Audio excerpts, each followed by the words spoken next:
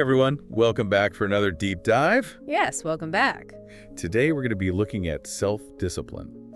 And we actually have a really fascinating conversation between a host and a self-discipline expert as our source material for this one. Yeah, it's a good one. I think listeners are going to find a lot of really interesting insights in this conversation that they had. Well, let's just jump right into it then. What did you learn from this material about what self-discipline is? Yeah, so they defined it pretty simply, and I think very powerfully, as the ability to connect where you are now with where you want to be. And I think that's such a nice way to put it, because it really is that bridge. Yeah. It's the thing that gets you from point A to point B, even when there are obstacles in the way. And sometimes a lot of obstacles. I think a lot of people struggle with self-discipline. Oh, yeah, absolutely. I think it's one of the biggest challenges that people face, and this source material does not shy away from that at all. So why is self-discipline so hard? What did they talk about in that conversation? Well, one of the main points that they brought up was the fact that we live in this culture of instant gratification. You know, everything is so readily available to us. Right. You know, whether it's, entertainment or, food or anything like that. It's just at our fingertips all the time. Just that dopamine hit, you know? Exactly. It's hard to delay gratification when everything's telling you to get it right now. Right. And so if we're struggling with that instant gratification, how do we start to overcome it and build more self-discipline? Well, in the conversation, they really emphasized the importance of having a strong why behind your goals. Okay. It's not enough to just say, I want to achieve X, Y, or Z. You need to have a deep, compelling reason that's driving you towards that goal. So it's like that why becomes fuel. Exactly. It gives you that motivation to keep going even when things get tough. I like that. So did they talk about how they have used that in their own lives? They did, yeah. The expert actually shared a really great story about their own entrepreneurial journey. And they talked about how their purpose for starting their business was what helped them stay disciplined, even when they faced setbacks or, those moments of doubt. It was that deeper meaning that kept them going. So it sounds like they're saying it's not just about willpower. No, not at all. It's about finding that deeper purpose that really connects with your values. Yeah. And then letting that fuel your actions. I think that's something that I struggle with. Sometimes I set these goals, but I don't always take the time to figure out why I'm actually pursuing them. Right. I think that's a really important point. And I think a lot of people can relate to that. I think so too. And it makes a big difference when you can really connect with that. Why? So what else did they talk about when it comes to the psychology of motivation? Well, they actually dove into different frameworks for understanding motivation, like intrinsic versus extrinsic motivation. Can you break that down for us? Yeah, so intrinsic motivation is really about finding joy and fulfillment in the process itself, whereas extrinsic motivation is more driven by external rewards or recognition. Like getting a promotion or a raise? Exactly. And the expert argues that cultivating intrinsic motivation is key to long-term success because it makes the journey itself rewarding. So you're not just chasing that external validation, you're actually enjoying the process of working towards your goals. Exactly. And that makes a huge difference in terms of staying motivated over time. So how do you actually tap into that intrinsic motivation? How do you find that joy in the process? Well, they suggest things like connecting your goals with your values, making sure that the goals you're pursuing are actually aligned with what's important to you.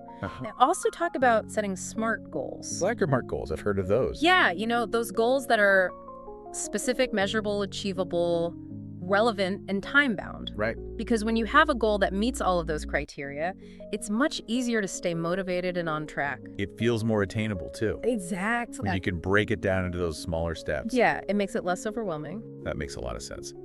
All right, so we've talked about the importance of having a strong why and tapping into intrinsic motivation. Right. But what about the actual nuts and bolts of building self-discipline? Are there any practical tips that they shared in this conversation? Absolutely.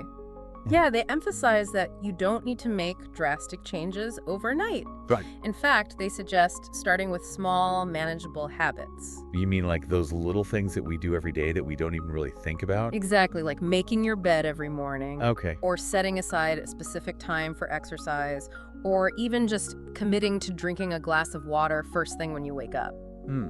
Interesting. These small actions might seem insignificant on their own, but they can actually have a big impact on your overall self-discipline. Yeah, I mean, it's kind of like you're building momentum. Right. When you start incorporating those things, you start to feel better about yourself. Yeah. And it kind of creates a positive feedback loop. It's like they were saying it's like strength training.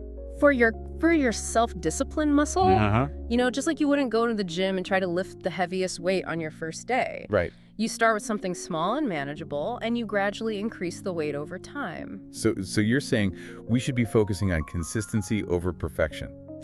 Exactly. It's not about being perfect all the time. It's about showing up and making those small efforts day after day. And they actually suggest a really simple but effective challenge for anyone who's just starting out on this self-discipline journey. But what's that? Pick one small habit that aligns with your values or a goal that you're passionate about and commit to it for a week.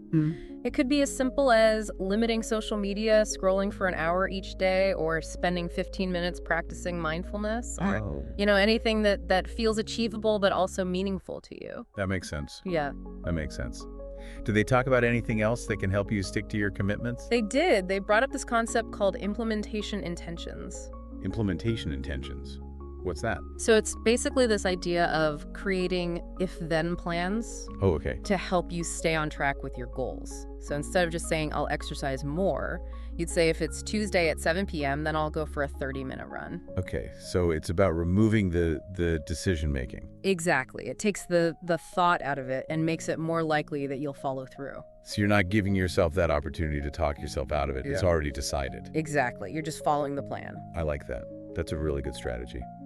But even with the best intentions, sometimes temptation gets the better of us. Yeah, of course. So how do you deal with those setbacks, those moments when you slip up? Well, they acknowledge that setbacks are inevitable. Everyone stumbles on this journey. The key is to view those setbacks as opportunities to learn and adjust rather than as failures. So it's about having self-compassion. Exactly. Don't beat yourself up if you slip up. Just acknowledge it, learn from it, and get back on track. It's all part of the process. Exactly. They actually even suggest this really interesting technique called temptation bundling. Temptation bundling. Yeah, have you heard of that? I don't think so. So it's this idea of pairing something that you enjoy. Okay. But you tend to overindulge in with something that you need to do, but you often procrastinate on.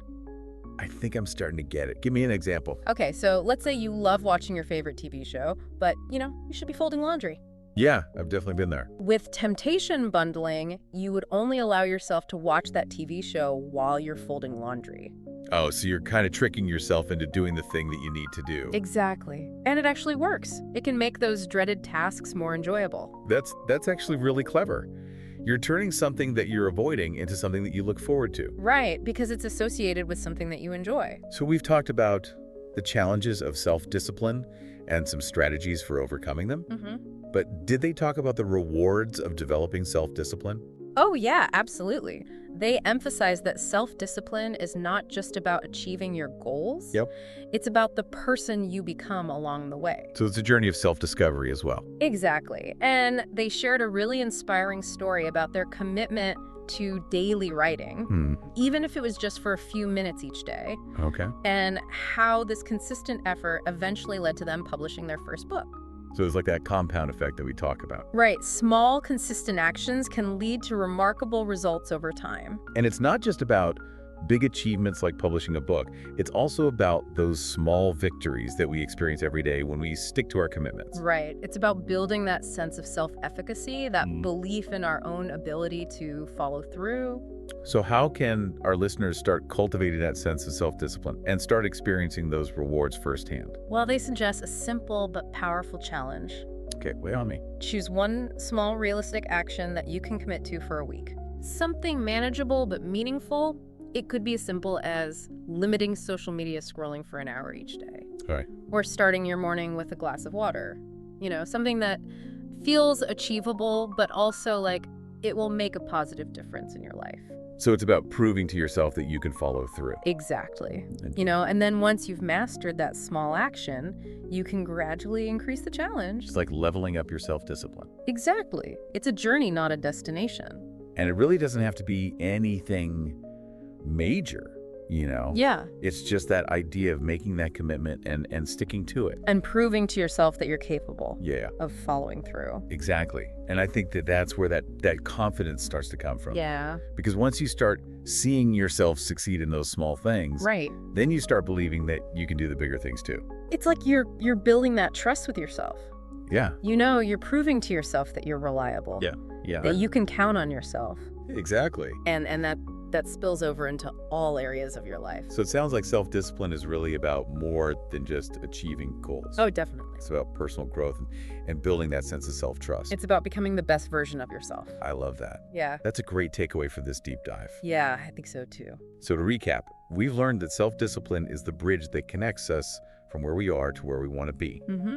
It's about having a strong why, tapping into intrinsic motivation, and starting with small, consistent actions. Right. And most importantly, it's about embracing the journey with all its ups and downs. Setbacks and all. Exactly. So as we wrap up this deep dive, I want to leave our listeners with one final thought. Okay. Think about that small challenge that we talked about.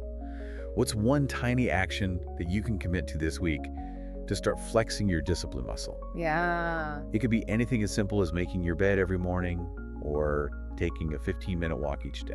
Just something small to get you started. Exactly. Because every journey begins with a single step. And who knows where that step might lead you. Well said. Yeah. Well, that's all the time we have for this deep dive. Yeah. But the conversation doesn't have to end here. Right. We encourage you to keep exploring this topic and keep striving to become the most disciplined version of yourself. Thanks for joining us. Until next time, keep diving deeper.